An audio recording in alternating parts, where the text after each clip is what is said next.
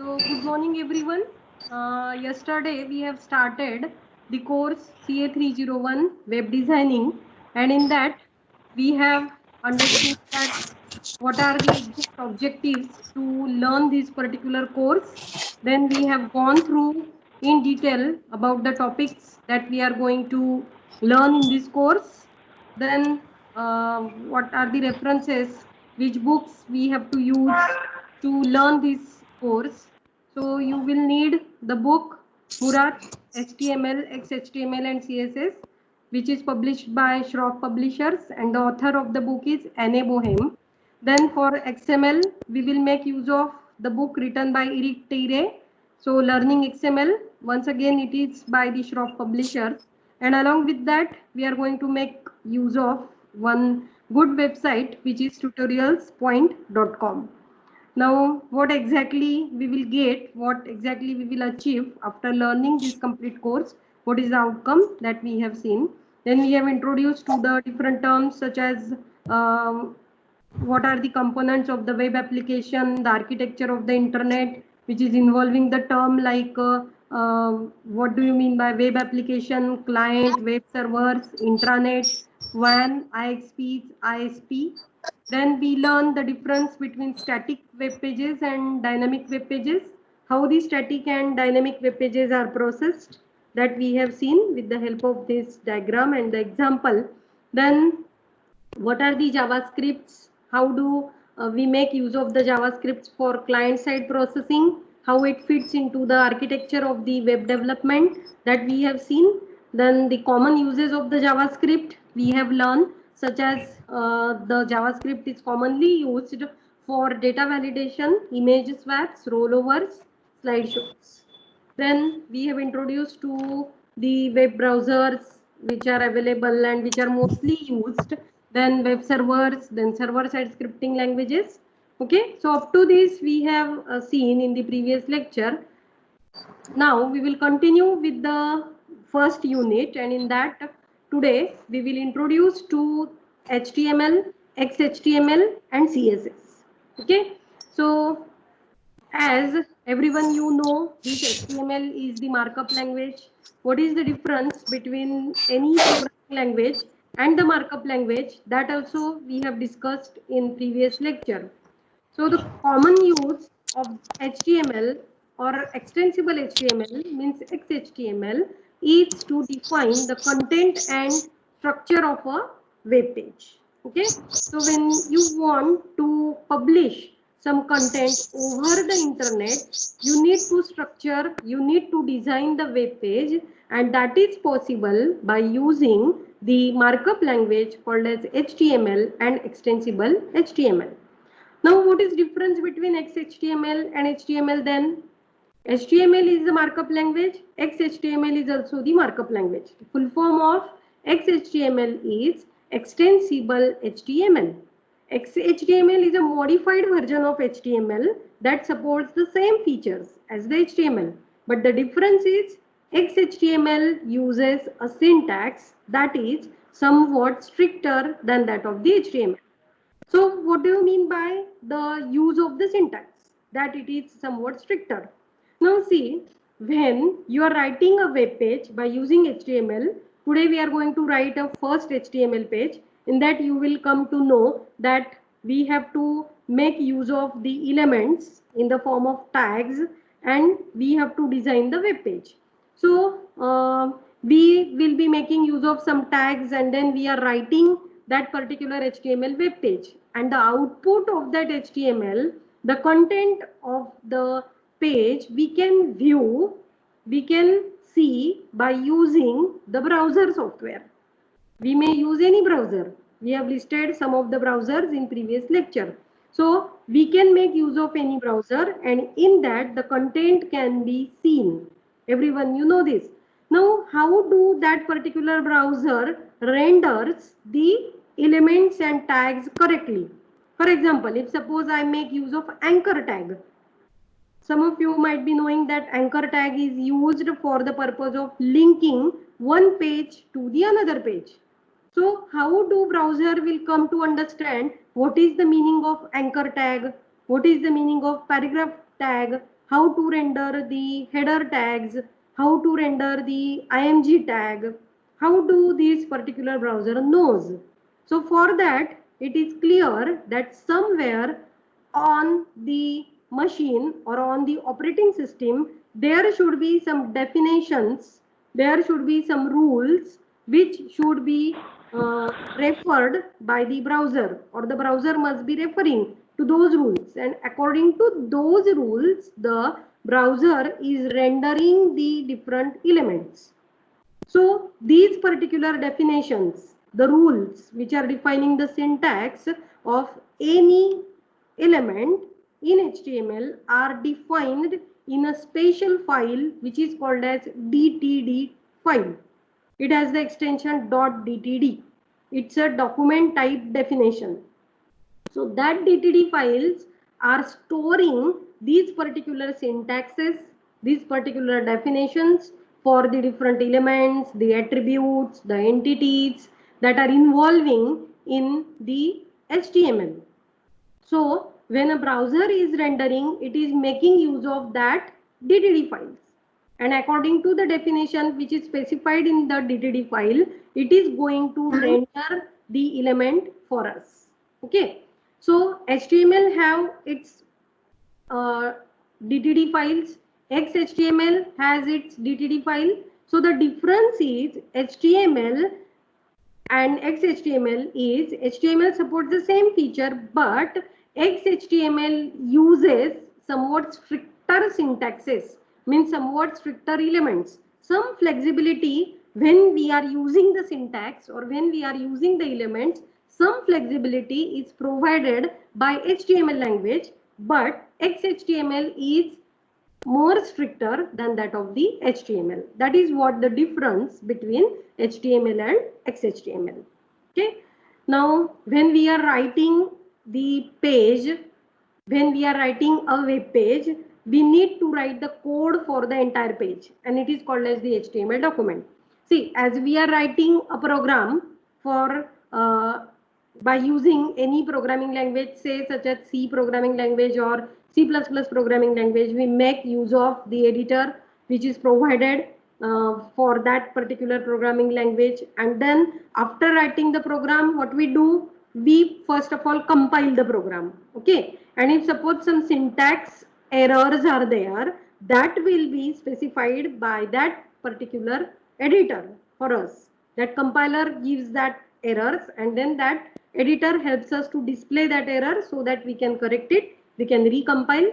When it becomes error free, we run the program, we get the output. So similarly, this browser is making use of DTDs to check whether the syntax you have written for a particular element, for a particular attribute is correct or not. Somewhere that syntax should be checked. So that syntax is checked by using the DTD files. Okay. So the code we write is called as the HTML document. The document starts with DOC type declaration.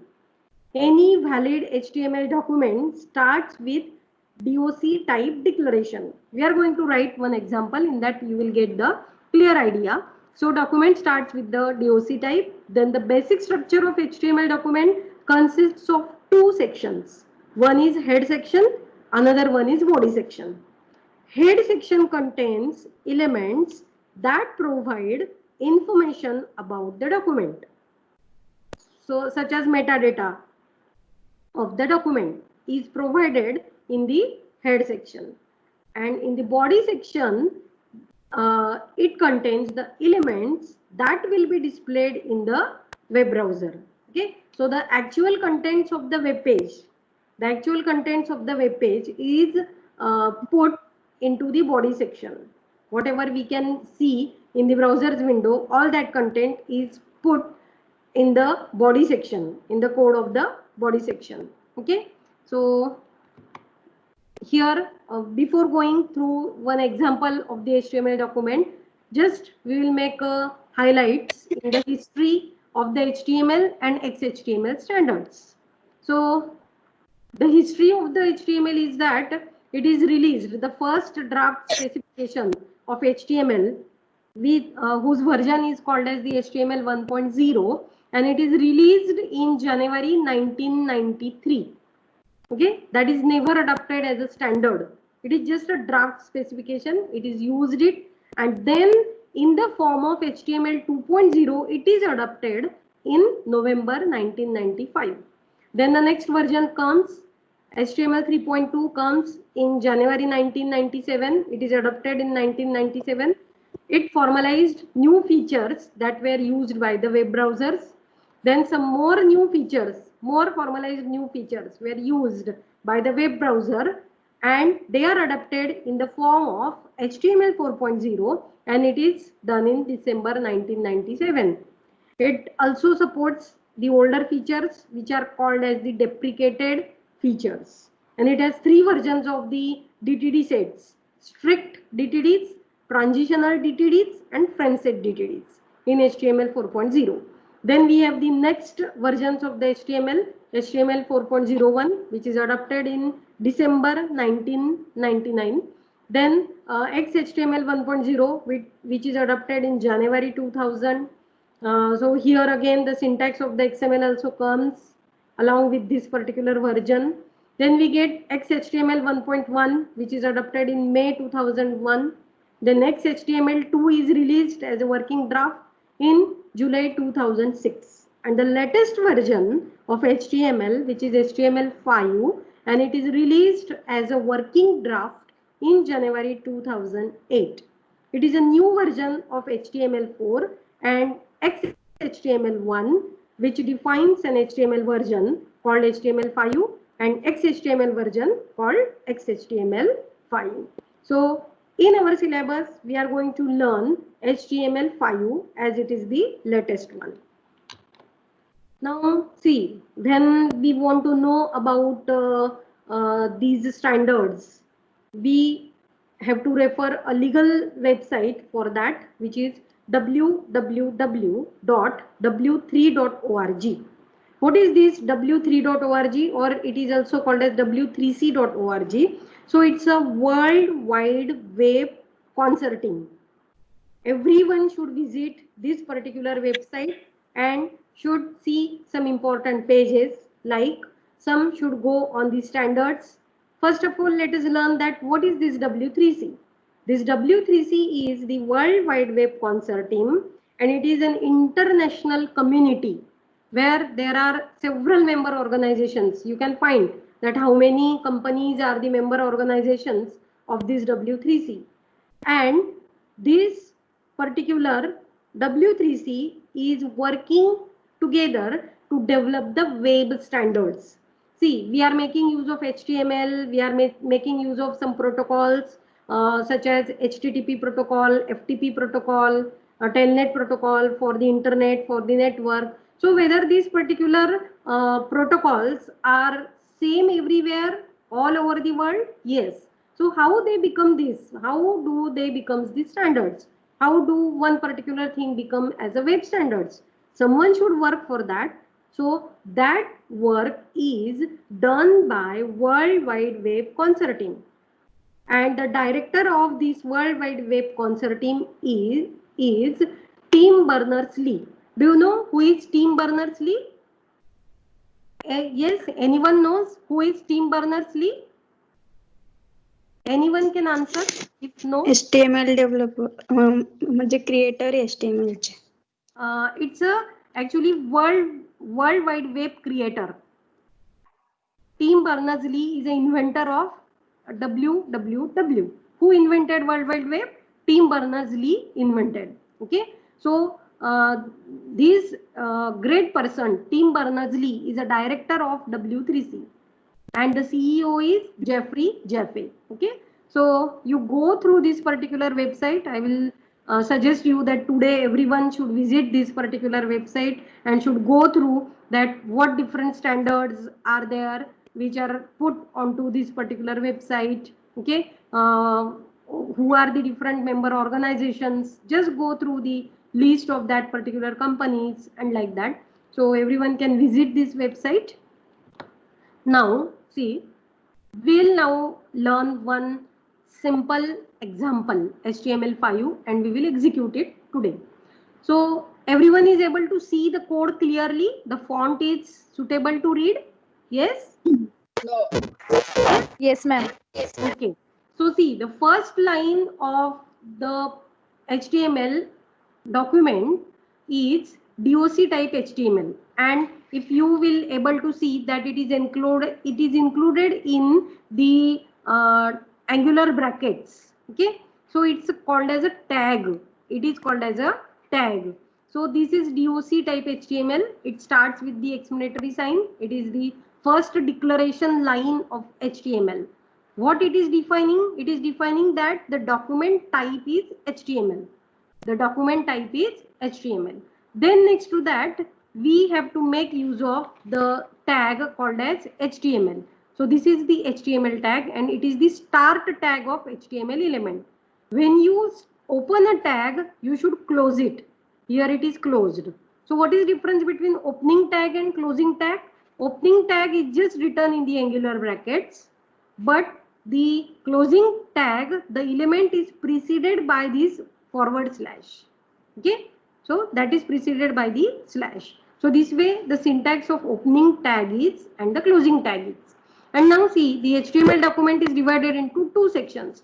This first one is head section, this second one is the body section.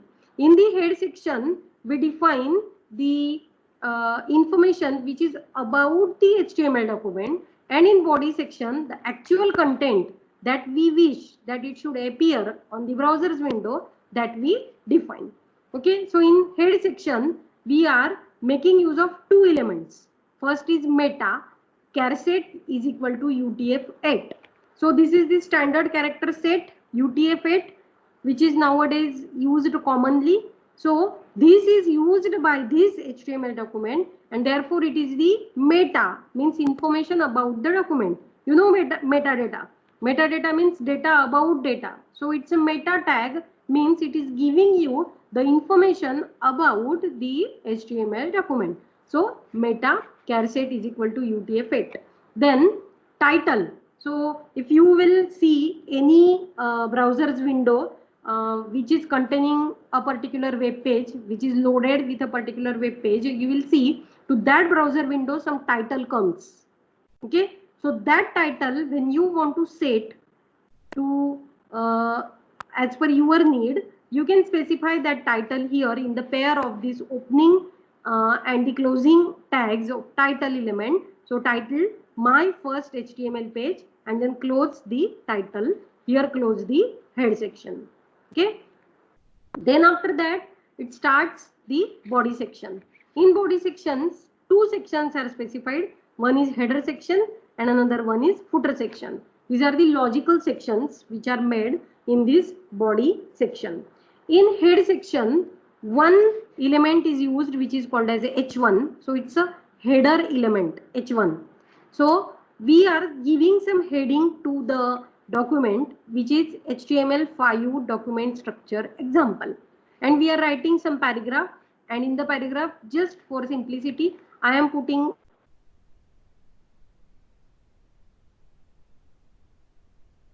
Chrome or Mozilla. We can have a long paragraphs here also. Since this is the simple and the first HTML page, and to show you in one screen, I have created it in small or in simple way. Then in footer, we are writing one paragraph such as created by, who have created. On that you can click. So therefore here we have make use of the anchor tag, which is used as a tag. Href is the attribute.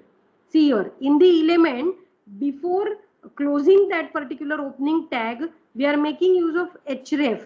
What is this href called? This href is called as the attribute. So this href means hyperlink reference. When you are clicking on this SOCS KBC NMU, where do you want to go? You want to go to, suppose say, website of nmu.ac.in. So you specify that value to the href attribute. So anchor tag A, href is equal to, in double quotes, http://nmu.ac.in. This is the URL for our website that we are giving as a value to the href attribute. So this is the opening tag of anchor element. Then to what text you want that it should appear as a link text, that text you specify.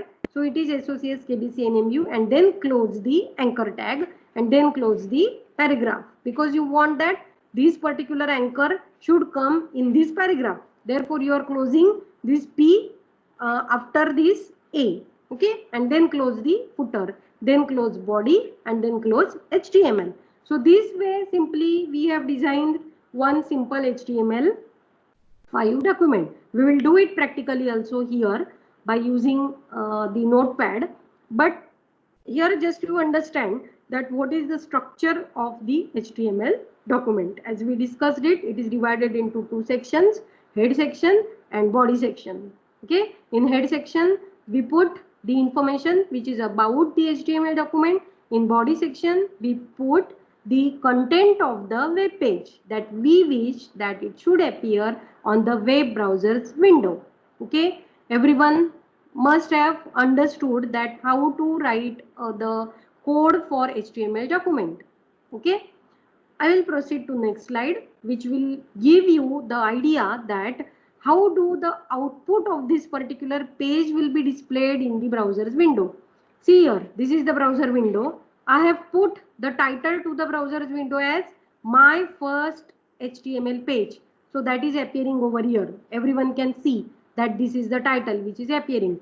In the address bar, the first.html page, which is the name of the HTML page that I have given, and this is the complete path where do that particular file is stored on the computer. It's coming, and from that we are exploring this particular HTML document, and it is rendered as, see, this is the output of h1 tag, HTML5 document structure example. So as it is the heading element, it is coming in big font. It is h1 and therefore it is in big font. And then in paragraph we have written this page can be viewed in Safari, Chrome or Mozilla. Then we have added in the footer one more paragraph created by, and this is written in anchor tag, and therefore see, you know, the links are normally comes in blue color and they are clickable, so that one can understand that you can click on this. So it is underlined with the blue line also. Everyone, you know the link. So it is rendered as a link over here. When you will actually open this in the browser's window, you can click on this and you can go to the NMU's website, as we have specified href is equal to nmu.ac.in. So this way, this HTML5 documents, first document that we have created, its output can be seen or can be viewed on the browser's window. Okay. Next to that, will be, as we have learned that how do a first HTML document we can design. Next to that, we will move towards the next topic in this introduction to HTML, XHTML and CSS, and in that we are going to introduce to the term called as CSS, and we will see how do you can create one simple CSS file and how do you can use it.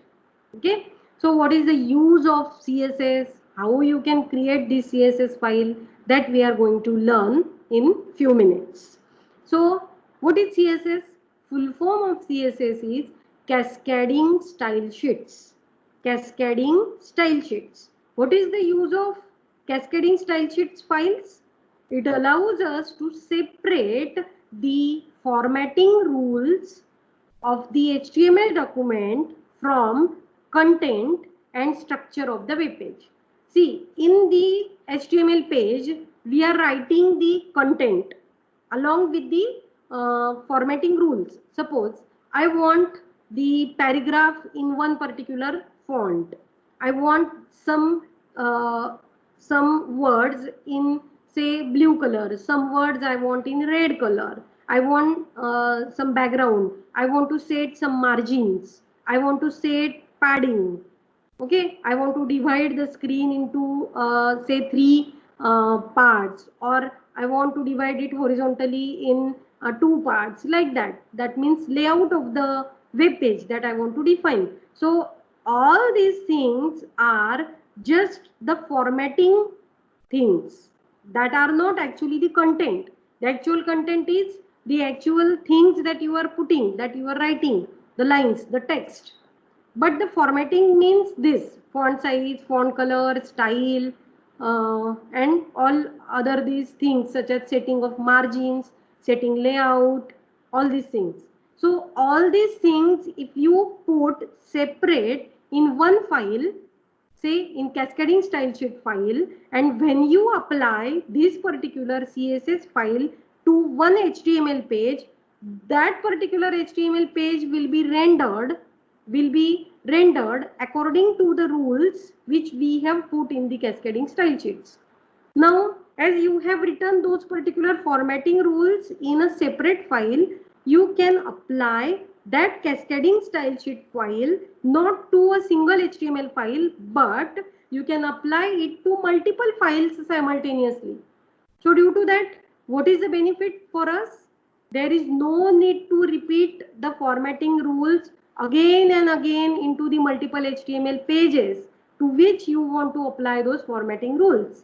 You can keep them in one file as a common, and you can apply that cascading style sheet to the different pages to which you want. And due to that, what will happen? The look and feel of the pages will come as same. Okay. For example, if suppose our website, NMU's website. So as I earlier told you, earlier in the previous lecture, I told you that the different pages that we have designed, they are having some look and feel similar, so that you can understand, okay, this particular web page belongs to the NMU's site. Why this happens? Because the formatting rules we are using is same. So therefore the page for the SOCS will look similar to the page for the Department of Mathematical Studies, the page for Management Studies, like that. So why this happens? Because we put formatting rules in one CSS, and we have applied these particular CSS files to the different web pages of the different departments, and therefore the look and feel we get as a same. So you can apply that particular to the multiple files. So it saves our work, that no need to repeat the formatting rules, no need to remember the formatting rules again and again. So this is very important use that is supported by the cascading style sheets, and due to that our designing becomes very easy. So one should have practice of making use of CSS when you are learning, when you are designing any web application or any website. You should make habit to make use of the CSS. Okay, when you are visiting to one particular website, as I earlier also told, that you should make a visit, you should make a practice to see that what is the design of this, how do they have designed a particular web page. Focus on that. Therefore your designing abilities, your designing ideas will increase, and that you can apply to your own websites, to your own web pages. Okay. So when we have put these particular rules, formatting rules, separately in a style sheet file, our next task will be apply this style sheet to the HTML document. So how do we can apply this style sheet to the HTML document? You can apply this style sheet to the HTML document by two ways, either externally or internally. So external style sheet and internal style sheet. Internal style sheet means those particular formatting rules are the part of the HTML document itself. But external style sheet means those formatting rules you are writing in the separate file, and the extension of that separate file will be .css. And then you are linking that external style sheet to the HTML document. So use of external style sheet is the better idea. Otherwise, if you are including it in the HTML itself, you cannot use it to the another HTML document.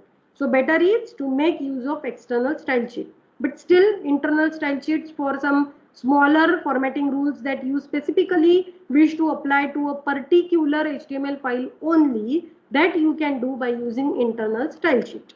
Okay. So that way we can apply, and this external style sheet can be attached to the HTML document by using the link element.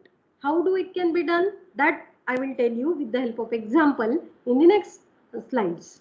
Before that, just understand that what are the contents of the CSS file. As for HTML document, we discussed that the HTML document is divided into two sections. One is body section.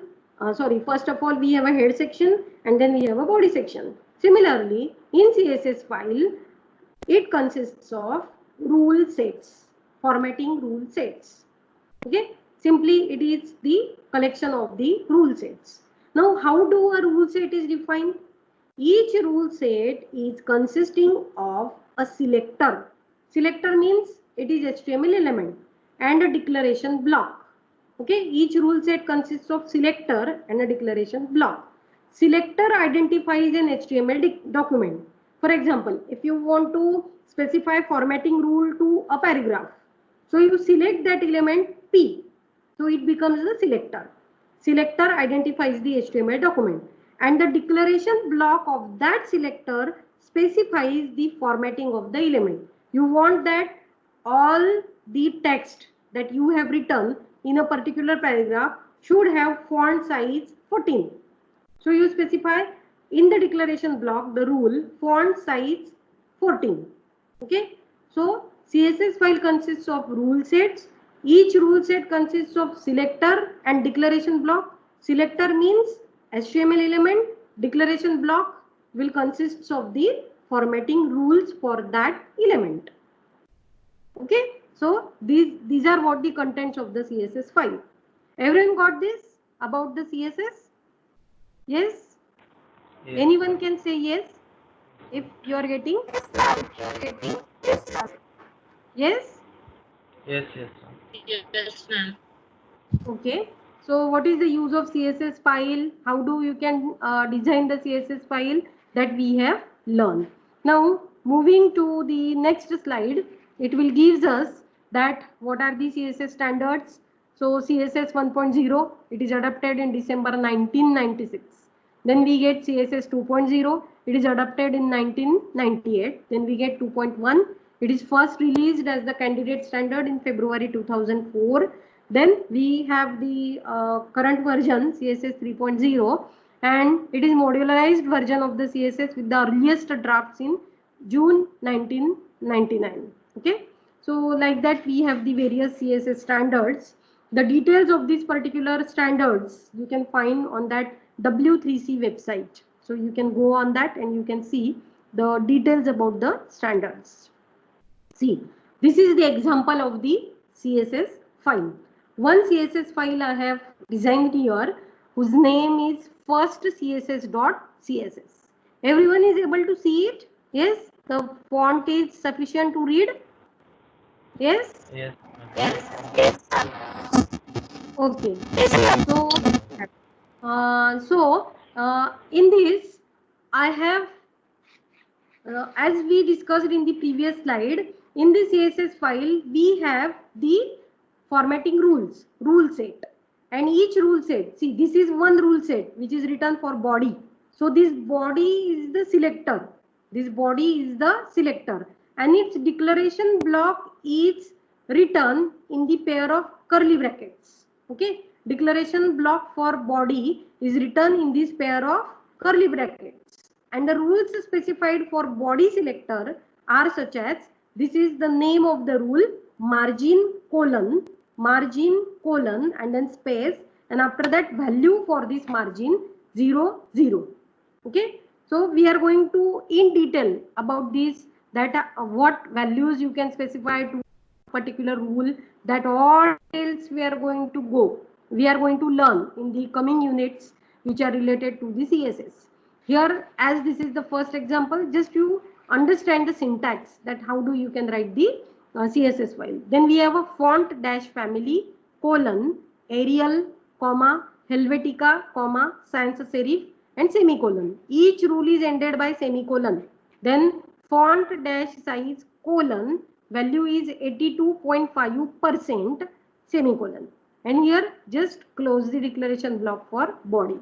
Next to that we have the another selector H1, and in that declaration block you are making use of three rules: font size 250%, font style italic, color of H1 blue colon. Then for P, in declaration block, simply one rule is used, which is color, and the text will appear in the purple color.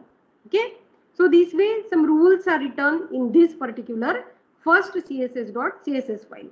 Now this first css.css file is applied to the HTML document that we have earlier designed.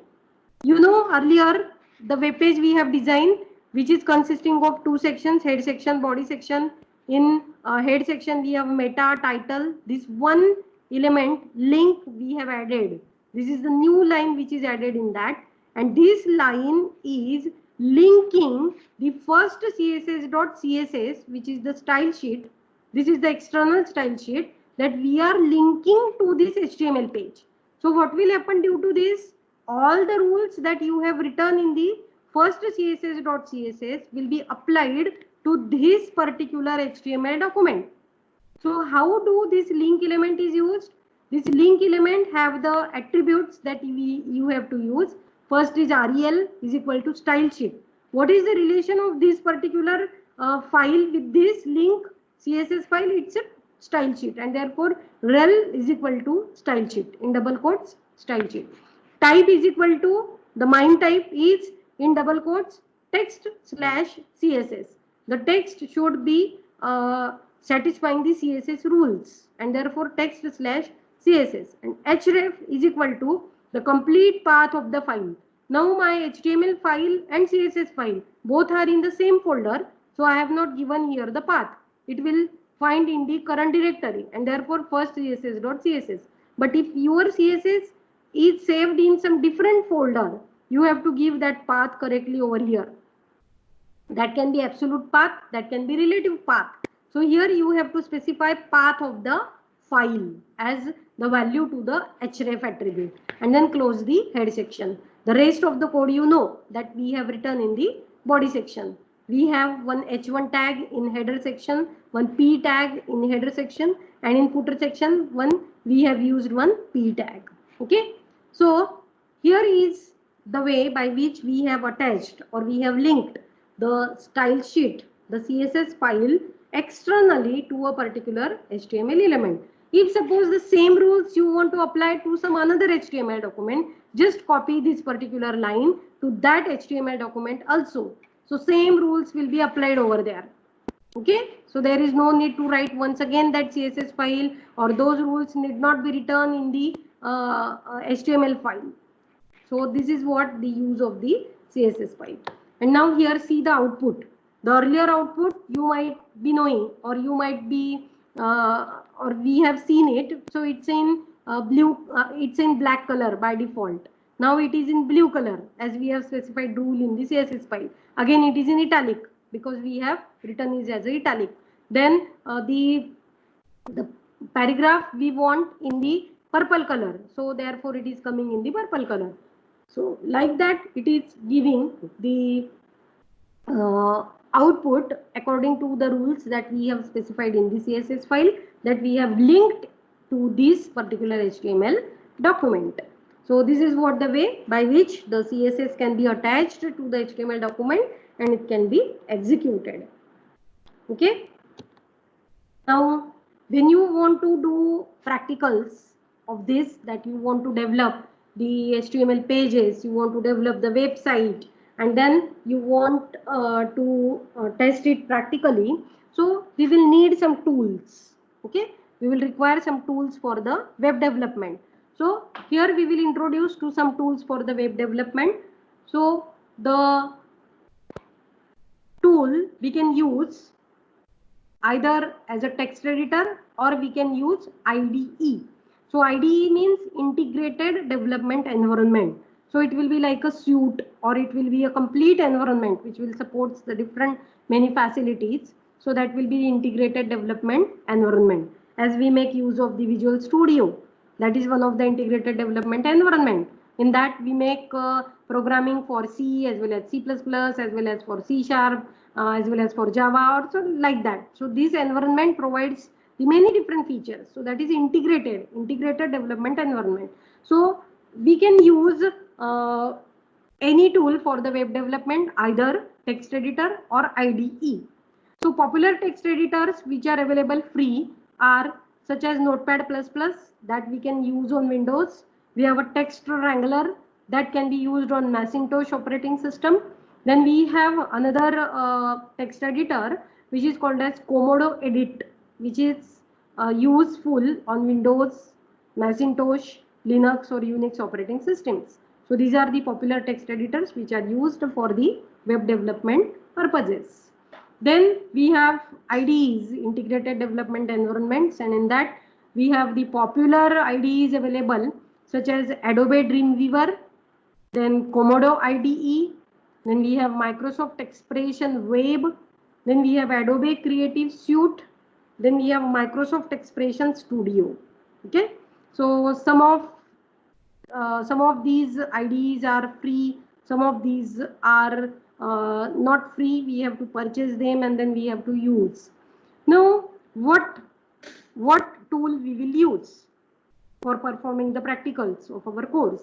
So my suggestion is we will use Notepad++ simply. Now you may ask that why not to use IDEs if it is giving the more good features.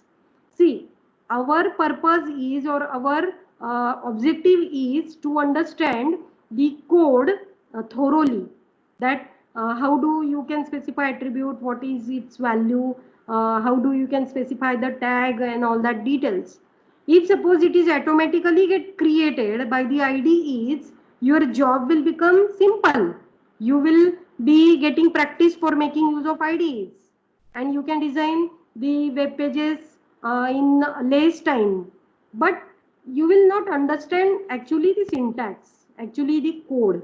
So better is, as a start, we will make use of Notepad++, and then as you become aware of knowing all the syntaxes further, easily you can adapt any IDEs.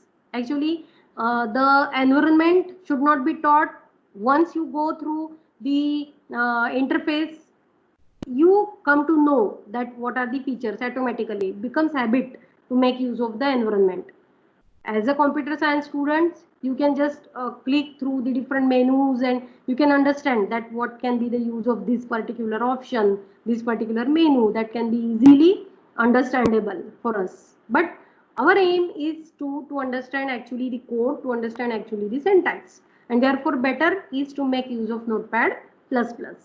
But as you will then become master by using Notepad++, master of HTML, CSS, you can find errors, you can solve by your own, all that things.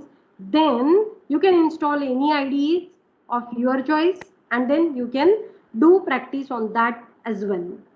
So this way, these are the tools which are available for web development. Now let us perform the first HTML and CSS using Notepad++. I have to check that whether Notepad++ is available on this machine. If it is not available, today I will use Notepad, and then from the next lecture we are going to make use of Notepad++. Okay, let us check whether Notepad++ is available. No, so we'll make use of Notepad. Actually, Notepad and Notepad++, the difference is that in Notepad++, we get the indentation automatically. Sometimes the auto completion features are also useful, such as that when you put a opening tag, closing tag comes automatically. There is no need to write the closing tag over there. So the features like auto completion, then if suppose you make some spelling mistake while writing a particular tag, it just gives a red underline below that particular word, and then you can just identify that okay, I have made some particular mistake in that. So those features are made available by Notepad++. But these features are not available in the simple text editor which is Notepad. But as we do not have Notepad++ installed on this machine today, I will make use of Notepad simply, and then in the next lecture, from the next lecture, we are going to make use of Notepad. Should I demonstrate you online over here? Everyone is able to see that what I am doing? Yes? I will increase the font so that what I am typing, that you will be able to see. No. Yes, Screen share off. No, ma'am. you are not able to see. Screen share off. No, No, ma'am. ma'am. तर Okay, I will share. तिला अजून पण Just problem stop. येतोय sir. See, now able to see. सर्व option वगैरे सर्व try Yes, केले. Yes, Everyone ma'am. is able to see this notepad. Yes, ma'am. ma'am. Yes, Yes, ma'am. yes. Yes, Everyone is able ma'am. to see this notepad. Please answer me that whether you are able to see this notepad. Yes, this time. Yes. So should I start typing over here? So the first element is DOC type.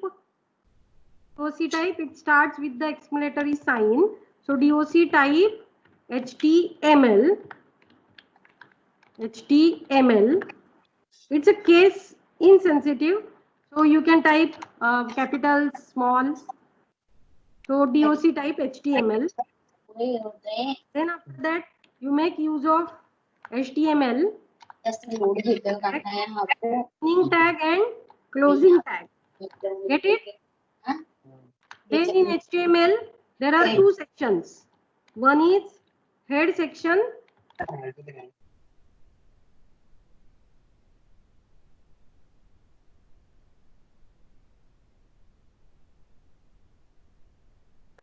Then we have body section and body section. In head section, we'll use here meta tag and here char set attribute. In meta, we are making use of char set attribute. So char set is equal to UTF-8. So close like this. Then after that, title. So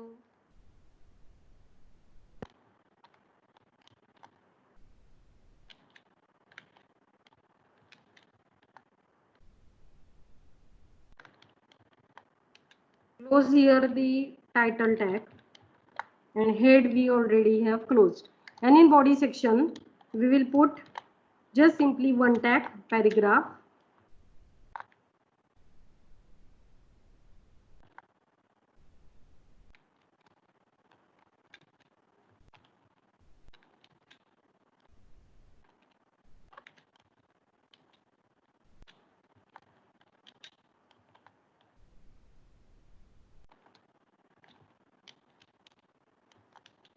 And here I have closed the paragraph. Now this you can just simply do like that. In Notepad++, it automatically get done.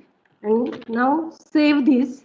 So while saving, save as a type .htm or .html. On desktop, I will save it as first .html, htm or html. All files. Here you select the save as type all files. See, common mistake. Some students, what they do not change this save as type. They keep it as a text type. So what happens? It becomes first.html.txt, and then that, and then they do not understand that why this happens. So just make this save as type to all files and then put the file name first.html. Select your folder to which you want to save this particular file and save it. Okay. So DOC type HTML, two sections, head section, in that we have meta and title element, then we have a body section. Just simply we have put one paragraph along with one line. Just save it. And then how do you can see it in any browser? What is the way is that, see, this is the first document. What you can do, either you can open Google Chrome and then in address bar you can put the path of this file, or directly if you double click on that, or if you right click and if you choose it, open with which browser you can open that. Suppose I am opening it in the Google Chrome. See here, the title of this particular page is Welcome to HTML World, that I have given as a title. And here the paragraph, enjoy learning HTML, CSS and web development. Okay, this way the output is rendered in the browser's window. And here file, in this address bar, you can find the address of this particular HTML file, such as c:\users on com. I am doing on a desktop first.html. Okay, so here also you can type that address, that path of the file, and you can load this particular file over here. Okay, I hope everyone understood this, how to create a simple page, web page, and how to see it in the browser's window. Yes, yes, everyone is able to see. Everyone have understood this. Ma'am output window नाही दिसत आहे. Anyone at a time can talk. Ma'am output window नाही दिसत आहे मला. Output दिसत नाहीये. It's okay. What I will Screen do? I have एक to मिनिट make परत. screen share. Okay. So थोडा रेंजचा प्रॉब्लेम आहे मॅडम, त्याच्यामुळे होत आहे. परत एकदा screen share. okay, I will share the नाही output मला screen. पण दिसत नाही मॅम. Ah, मला पण नाही stop दिसत झाली. स्क्रीन. नोटपॅडचीच विंडो दिसते मॅडम, आय थिंक. Notepad ची window दिसते. I will stop sharing and once again I will share. I will share the output window. See here. Now you are able to see the output window. Yes ma'am. Yes ma'am. आता The दिसते. output window is over here. Oh. The font size is small. I can increase it. Such as if suppose in P I will make use of H1 tag. So font will be increased. Need some extent. So slash H1.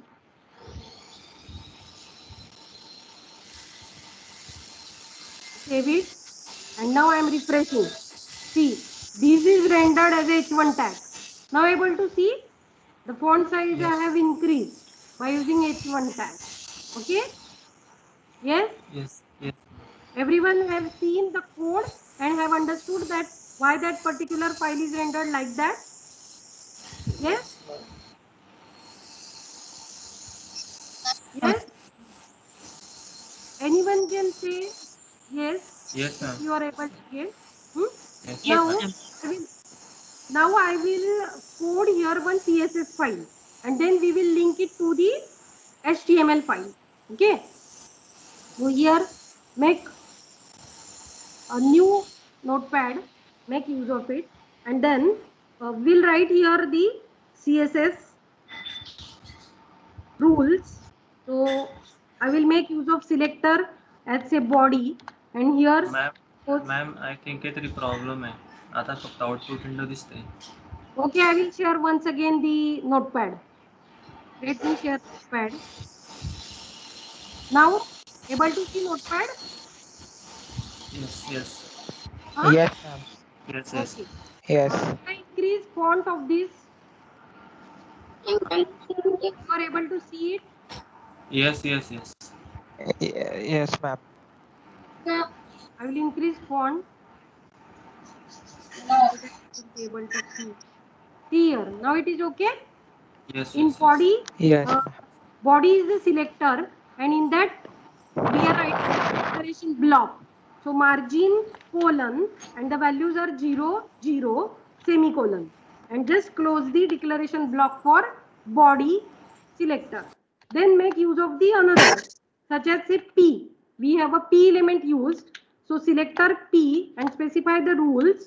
Here say color. Color is, say I want, suppose say in red color. So color red, and close the declaration for P. And now save this particular file. Again while saving, you make option all files, and on desktop I will save it as first CSS. First CSS file over here. So this way we have created and we have saved it as a .css file. The name of the file is first CSS. You see, while giving name, I have not given any letter capital. If you are making use of file name, somewhere if you are using capital while using the name, make it use like that. Okay. And now in the HTML code, see, I will now be opening this file in the notepad only.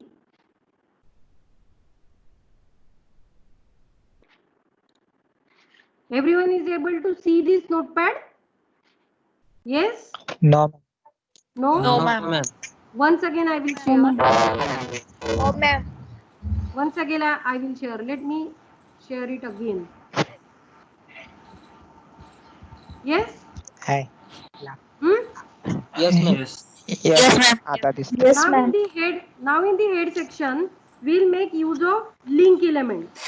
Link element, and in link element make use of the attribute rel, and then the value of that rel is style sheet.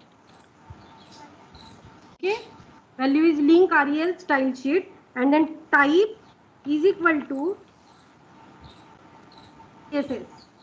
It's a text slash css, and then the href is equal to, in double quotation, first css dot css, the name of the css file, and then here close the link element. In this same I can close it by putting over here, as it doesn't have any content. Save this particular HTML file, and then once again open it in the browser. I will share you the browser's window now. See, this is the earlier output. Okay, when we do not have attached the CSS, at that time this was the output. Now I will refresh this page. After refreshing, what will happen? The line, that link line I have entered into that particular HTML file will be applied to this, and the output will be changed.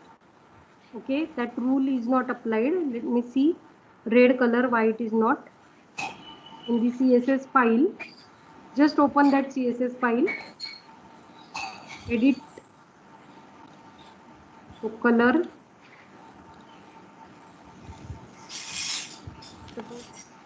H1 I will put, it's red. Okay, see, in P I have a H1 element, so the color red is applied to that H1. Get it? Everyone understood how do that CSS is applied? Yes. Yes or no? Yes, yes.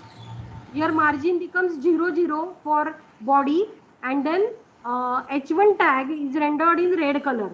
Why? Because I have selected selector as a H1, and the rule I put is color colon red. So the text is appeared.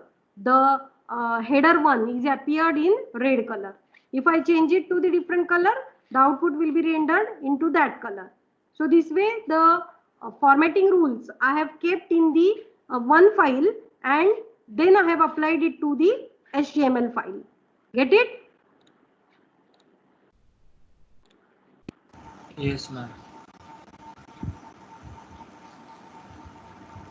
Now let me share the presentation. I hope everyone, you must have understood that how do you can design the HTML web page, and how do you can design the CSS web page, and how to link that CSS file to the HTML page. Yes, up to this, everyone, you understood? Now we will proceed to the next point, that now, okay, we have designed the website, or we have designed some web pages, and now you want to publish your website or your web pages on the internet so everyone can see it. Okay, if you have designed a website and if it is on your machine only, another person cannot use it. You have to deploy it, or you have to publish it on the internet. Okay, on the World Wide Web. So we have to transfer the directories and the files, the complete structure of your directory, because as it is, it will be then will be used to when you are clicking to a particular page, how to link to the another page, and for that you have to maintain that structure of the directories as it is, and you have to deploy it onto the internet. So how do you can do it? For that, the file transfer protocol is supported or is provided. That is the standard. That is one of the standard protocol called as file transfer protocol. And this file transfer protocol has been used by FTP. File transfer protocols has been used by FTP programs, and then by using that FTP programs, you can deploy or publish your website on the internet. Okay. So how do you will get the space on the server?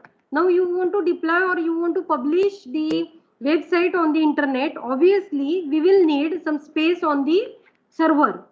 So for that, we need some space on the server, and then we can host our website on that server. So who will provide this facility of web hosting? ISPs.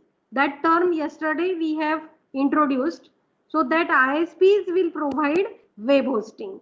So ISP is providing web hosting means it will allow us to provide the IP address, means it will provide the IP address, and as you cannot remember the IP address as a human being, it is translated into the text form and it is called as the domain name.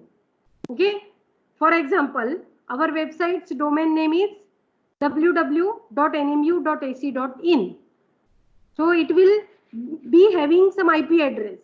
But as a human being, if suppose you want to enter in the address bar some numbers as IP address, we cannot remember them easily, and therefore domain names are used. Okay. So like that we will get the IP address and the domain name, and by using that you can deploy or publish your website by using FTP programs.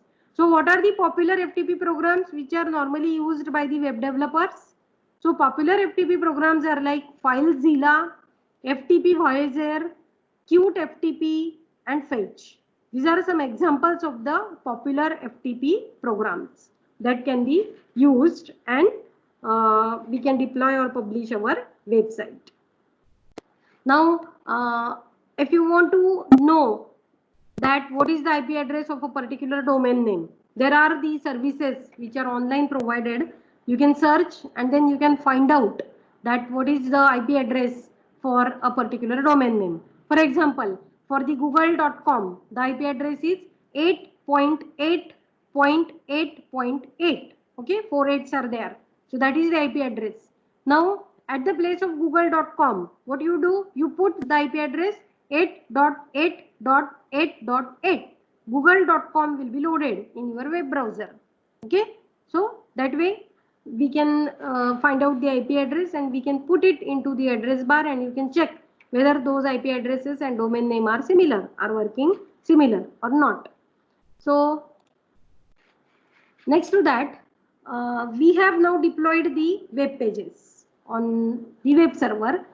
Now, if anyone wants to see those particular deployed website or the deployed web pages, how do one can see it? How do one can see it? So one can see that particular web pages by making use of a URL. What this URL stands for? URL stands for Uniform Resource Locator. Full form of URL is Uniform Resource Locator. What are the components of URL? HTTP URL. The components of HTTP URL are this. Here in this diagram, the components are shown. First, up to this, http:// up to this is the name of the protocol, which is the HTTP, means Hypertext Transfer Protocol. After that, we have www.muraj.com. In this example HTTP URL, we have this particular as the next used, and this is what called as domain name. This is what called as domain name. So www.muraj.com is a domain name. Then after that, in that muraj.com, to what sections you are going? You are going to books section. So therefore path. In that particular website, to which path you are proceeding to refer to a particular file. So path of that, books. Books is the path. And in that particular subfolder, which file you want to view.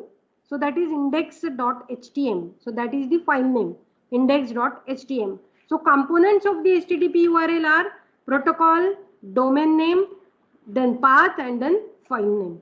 So when you put this particular URL in the browser's address bar, you will be get loaded with that particular file in your web browser's window.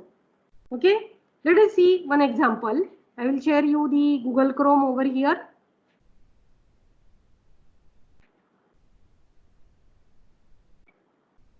See, here is the Google Chrome, and in that I will put here one URL. For example, HTTP. This S is for secure purpose. This is the advanced one. HTTP, such as say nmu.ac.in, and enter. Okay. So see here, nmu.ac.in has been loaded over here. So this is the domain name which is appearing, and this is the content of that website which is appeared over here. Get it? So like that, you can put the URL in the address bar, and you can load the particular website. You can load the particular website.